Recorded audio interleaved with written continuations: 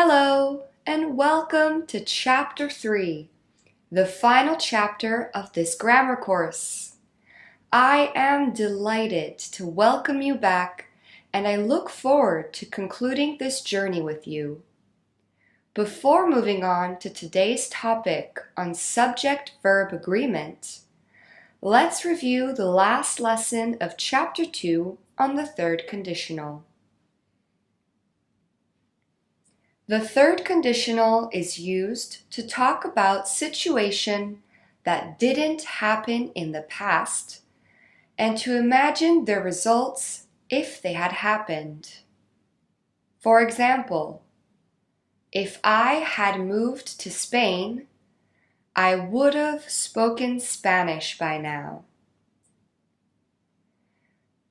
We often use the third conditional to express regrets about things that did or did not happen. I would have become an actress if my parents hadn't forced me to go to law school.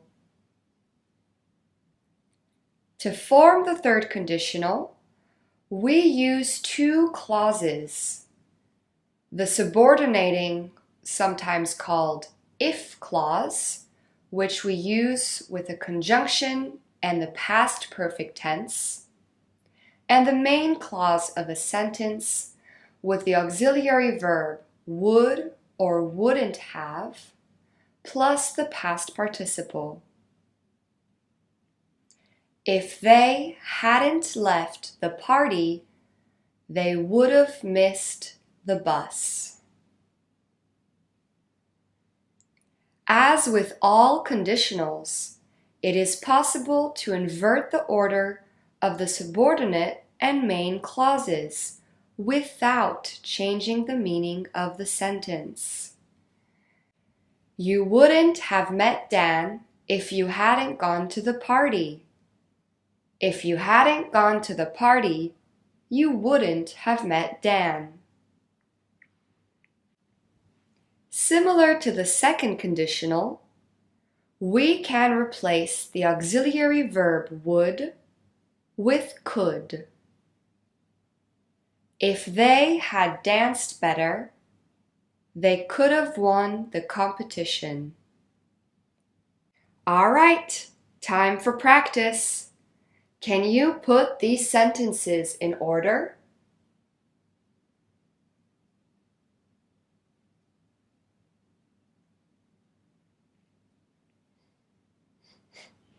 If you had bought milk, I could have made pancakes.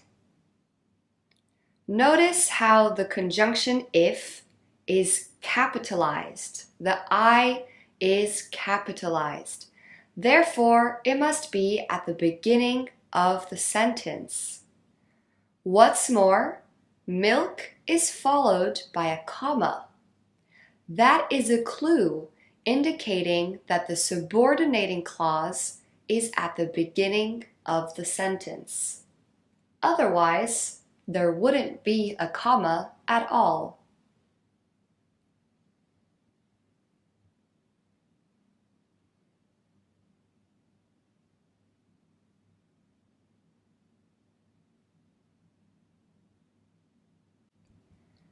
I would have traveled around Europe if I hadn't been able to afford a car.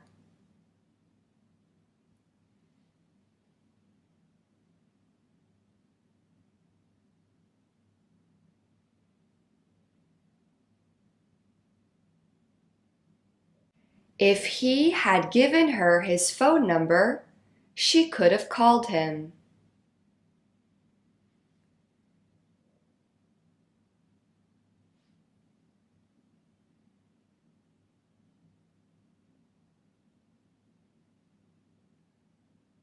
If you had sold more art, we would have bought a bigger house.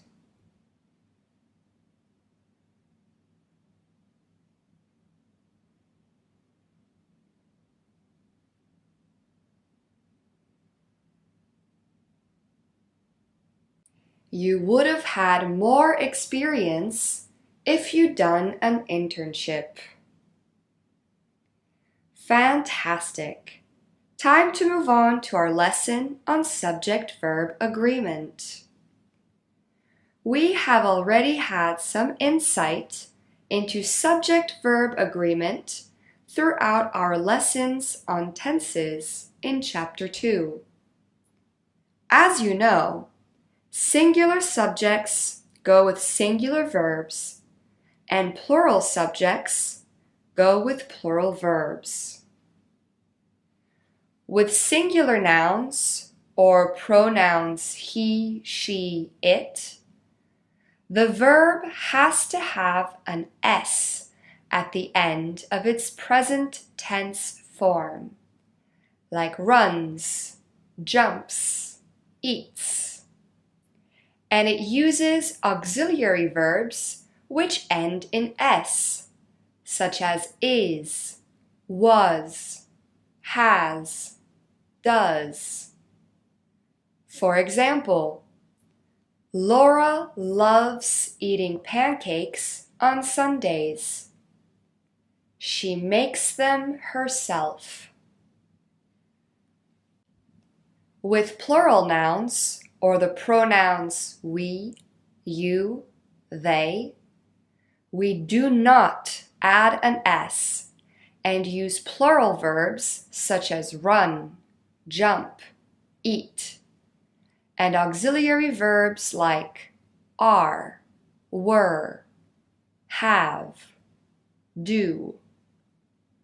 For example, the women meet for coffee every week. They talk about politics. What can be tricky for both English learners and native speakers alike is correctly identifying the subject of a verb in a sentence. For example, the quality of their cars has increased. We use the singular auxiliary verb has because the verb has increased agrees with the subject quality. Cars is not the subject of the sentence. Subordinating or relative clauses or phrases that are used between the subject and the verb do not affect the subject-verb agreement. The colors of that rainbow are very bright. The rat, who has been chewing all my wires, is very fast. Of that rainbow and who has been chewing all my wires do not affect the subject-verb agreement between colors and the verb are and the subject rat with the verb is. When a sentence starts with here or there, the subject is placed after the verb, which is quite the exception. Here is the money you asked for. There are too many men in this club. Similarly, in questions, the subject generally comes after the main or auxiliary verb. What is the name of this song? Where are your friends? Let's practice. Can you identify the subject of the main verb and pick its conjugation?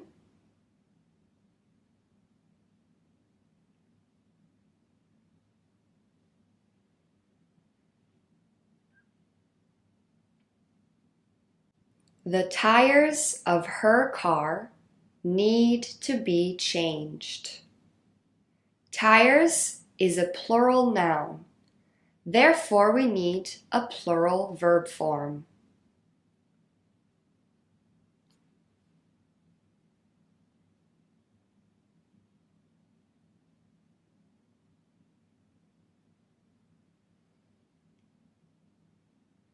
The photo on page 8 of these magazines is beautiful.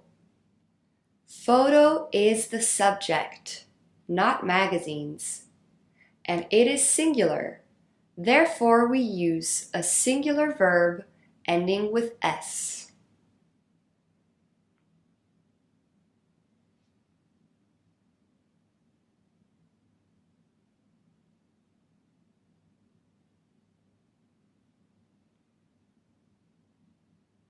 The sheets on her bed are clean. We must agree the verb to be with the plural noun sheets, which is the subject of the sentence.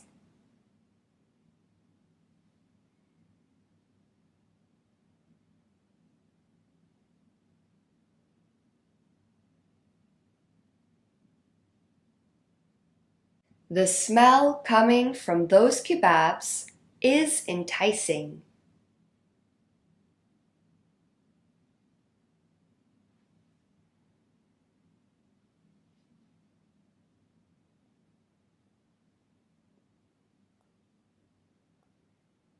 The message in his songs is always about love.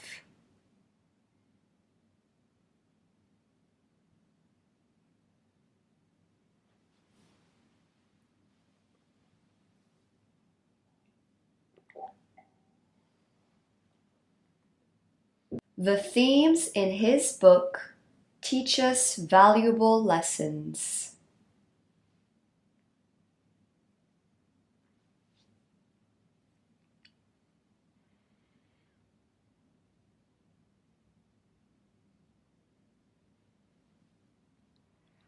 Where are the pieces of the puzzle? Great work! Now that you are more practiced on identifying the subject of a verb and sentence, let's study some particular rules when it comes to subject-verb agreement. When a subject is composed of two nouns or pronouns connected by and, we use a plural verb. My watch and computer are broken. My brothers and sisters have names that start with M. There is an exception though. When two nouns are joined together to form one idea, then the verb is singular. Fish and chips is a delicious meal. Bread and butter costs $2. With collective nouns, using a singular or plural verb will depend on whether we are considering the subject as an entity or group or as individuals. For example, the cast of Hamilton is working hard. We are considering the actors in the play as a collective unit, as one cast, one group of people. In the second example, the cast of Hamilton are working hard. Here, the emphasis is on each individual member, not just the cast as a whole.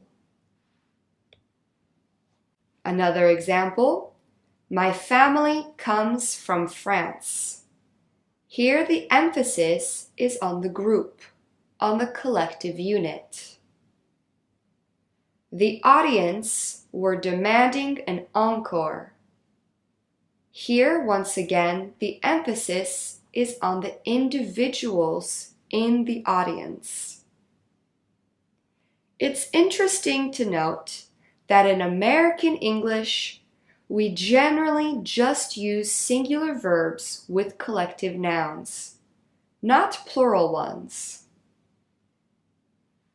Nouns that are always plural because they have two parts, Nouns that are always plural because they have two parts, such as scissors, glasses, pants, jeans, headphones.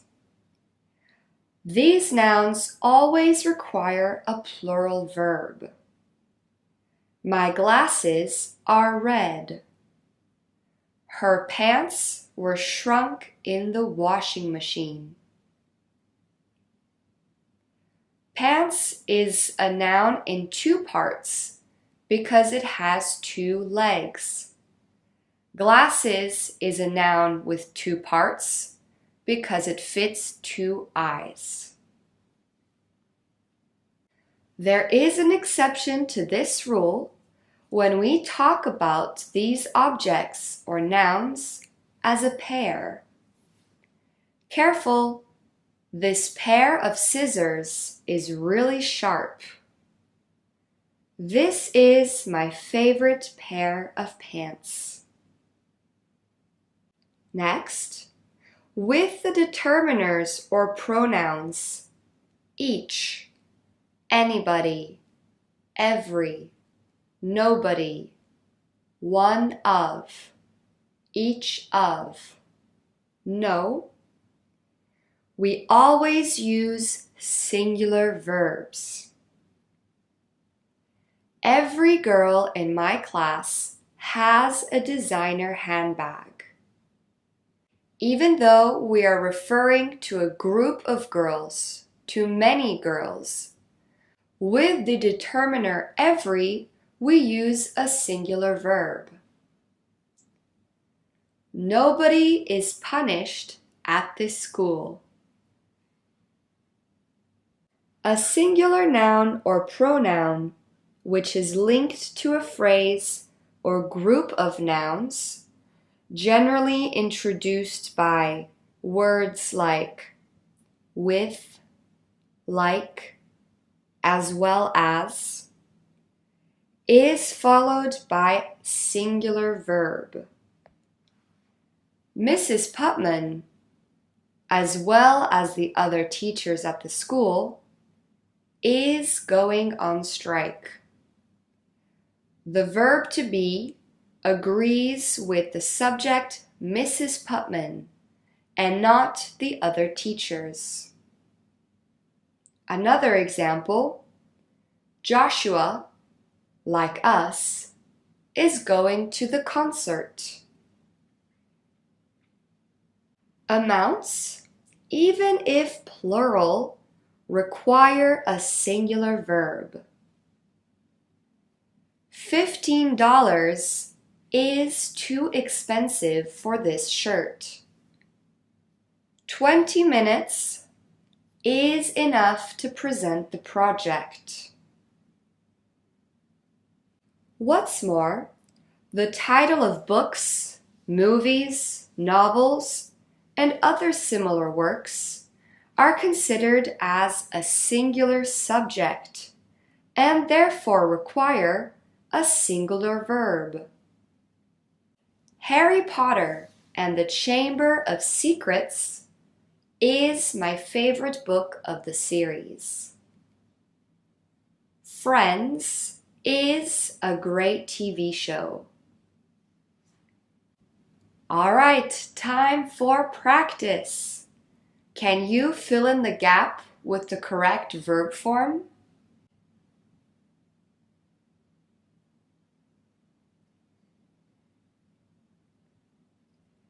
Nobody is happy with his decision.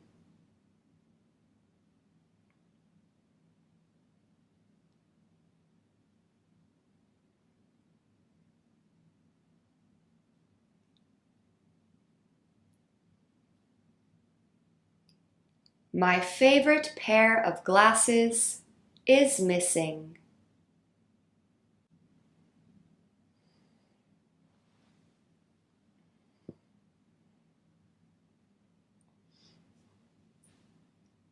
Pizza and pasta are my favorite meals. Pizza and pasta are not considered one idea, but are simply two nouns linked by the conjunction and.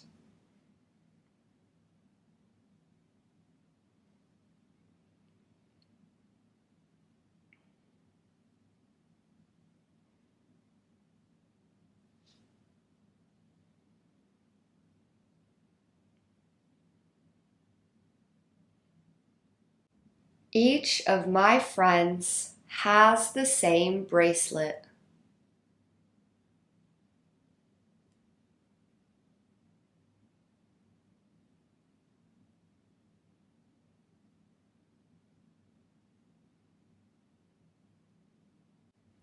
Anybody is allowed into this library.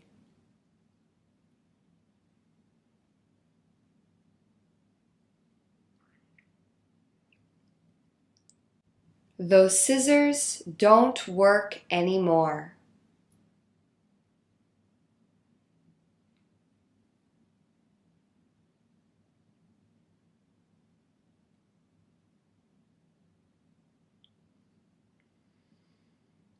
This pair of jeans doesn't fit me anymore.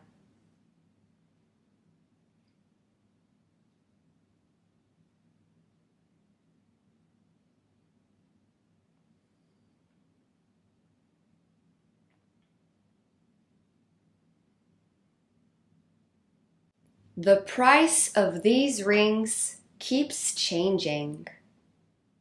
The subject of this verb is the price, not rings. Therefore, it requires a singular verb.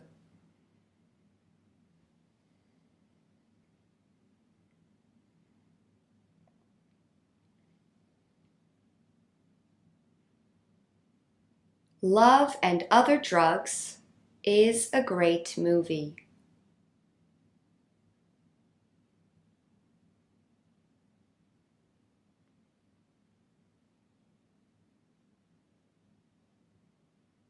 A gin and tonic is my favorite cocktail. Gin and tonic form one idea, one cocktail. Therefore, it requires a singular verb.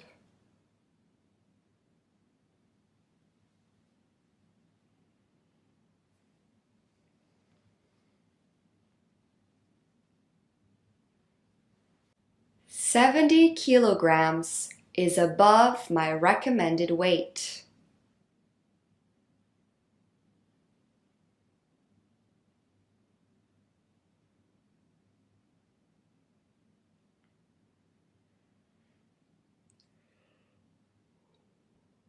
Jamie, with her family, is going to Italy over the summer.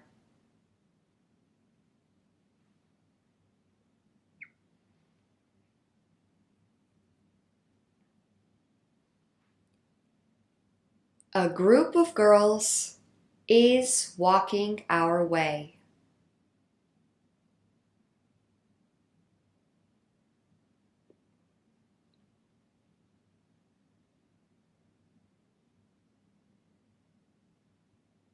Two cups of flour is enough to make pancakes.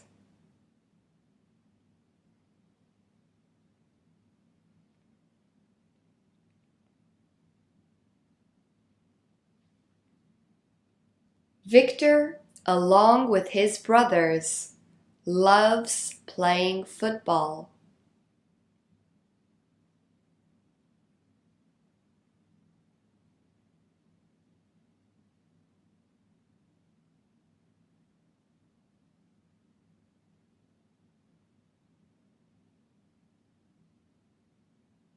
$300 isn't enough to pay rent. Great work! Now a few more rules to look into on subject-verb agreement. When singular nouns are joined by or, nor, neither nor, either or, not only, but also, we must use singular verbs. For example, Neither my cousin nor my aunt likes dancing. Either the tiger or the lion has had a baby last week. When plural nouns are joined by these expressions, or, nor, neither nor, either or, both and, all but, we must use plural verbs. Either the mice or the raccoons have eaten the trash. All but Maria are going to the restaurant. Finally, when a compound subject is joined by or, nor, neither nor, either or, not only but also, and contains a singular and a plural noun or pronoun, the verb should agree with the subject closest to the verb. For example, the boys or their father does the dishes after dinner. The boys is plural. Father is singular. The verb do is closest to the subject father. Therefore, we use its singular form. In the second example, the dog or the cats get the most attention. Cats is a plural noun and is closest to the main verb get. Therefore, we agree get with the subject cats. Practice time. Which sentence is correct? Neither my parents nor my brother have tried the chocolate I brought home. Neither my parents nor my brother has tried the chocolate I brought home.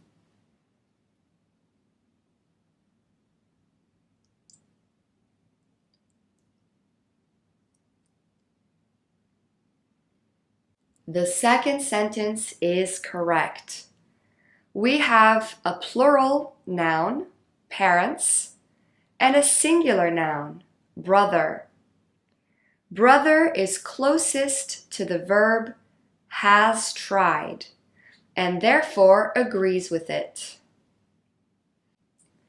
Both the football players and the cheerleaders are going to the game. Both the football players and the cheerleaders is going to the game.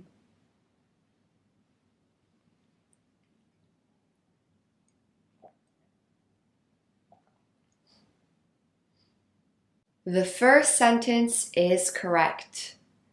We have plural nouns joined by the conjunction and. Therefore, the verb must agree and must be plural. Kevin, with Josie, is visiting Madrid this weekend. Kevin, with Josie, are visiting Madrid this weekend.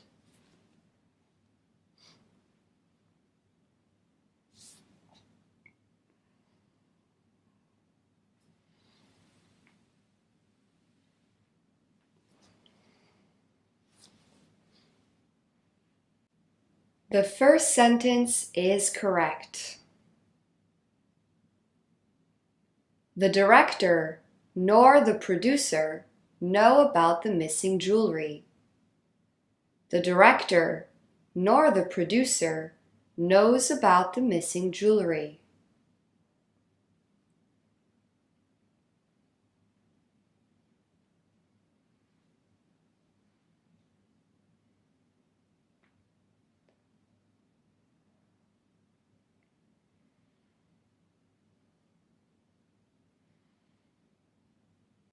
The second sentence is correct.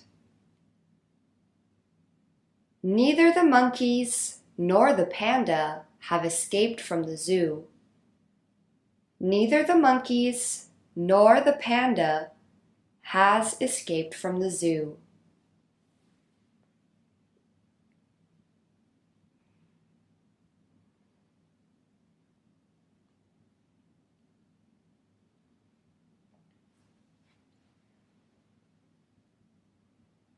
The second sentence is correct.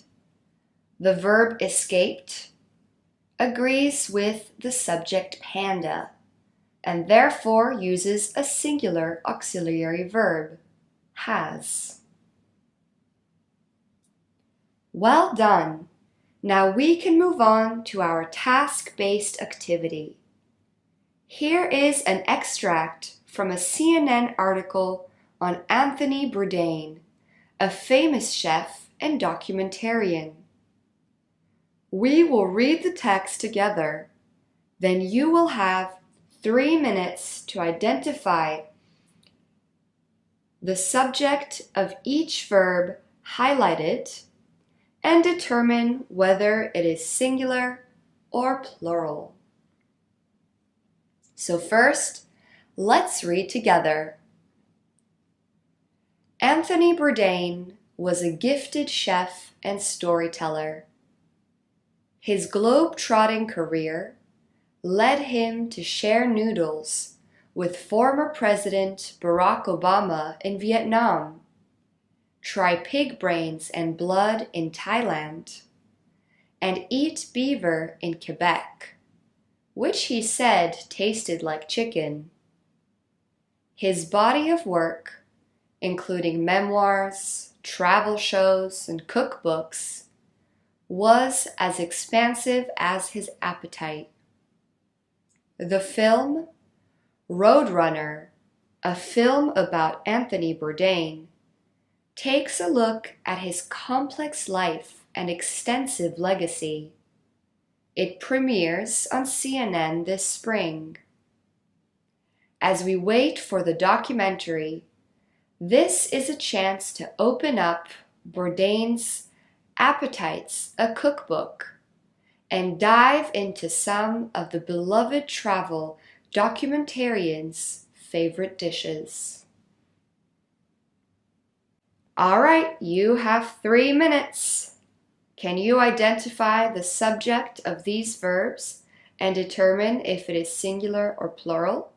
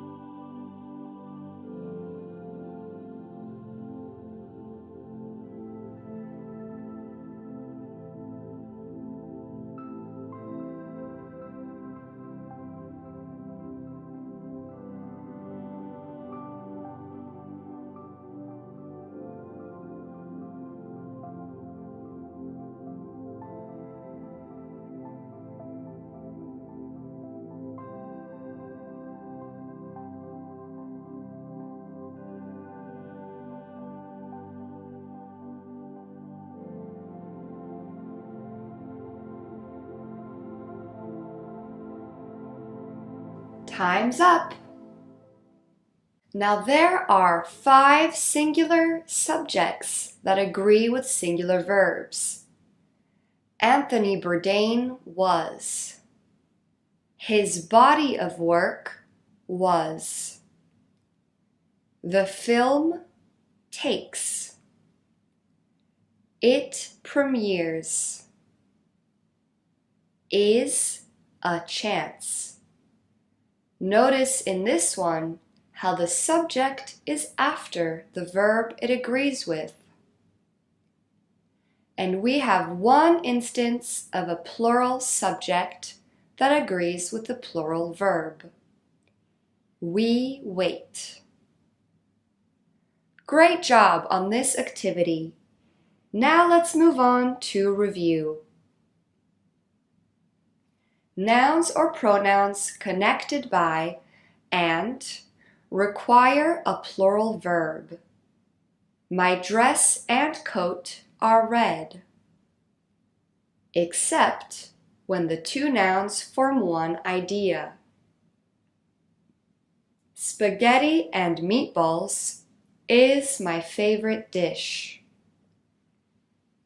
Collective nouns can be followed by either singular or plural nouns. The basketball team is winning. Nouns that have 2 parts always need a plural verb. These pants are too tight. Except when we refer to them as a pair.